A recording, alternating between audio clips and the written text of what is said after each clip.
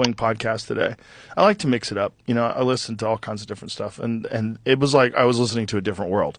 Like they weren't even talking about all of this corruption and all this obvious buying of influence. Instead, they were talking about aid overseas and how people are going to starve. And like, it's mind-boggling. And there's also, I have to say, I'm upset at the general pattern of a failure to recognize how right those of us who hypothesized that there was a racket that had overtaken our entire governance structure. We turn out to be absolutely right about this, and no one's going to mention it. That's mind-blowing. It's very strange that the media is ignoring it, especially the left-wing media. It's just too big of a win for the right, and so they're just ignoring it. And then they're just highlighting the good things that USA did, which I'm sure it probably did.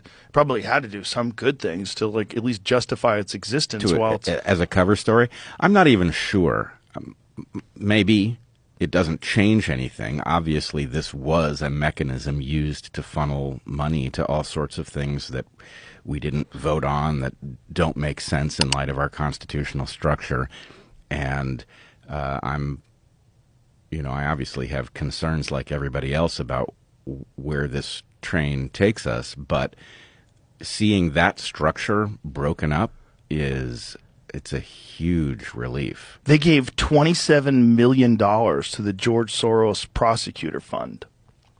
So our own government is funding this left-wing lunatic who is hiring the most insane prosecutors who are letting people out of jail who commit violent crimes. And that's exactly how this racket worked, that the ability to tax the American public and then effectively get us to pay for being propagandized, for being surveilled, that's the game. And I don't know what era we currently live in. Obviously, there's a lot that's confusing about what the Trump administration is up to, but I don't think any reasonable person could be unhappy that we are exiting that era. I'm going to read off some of the things that this guy, Kanakota the Great, on Twitter listed.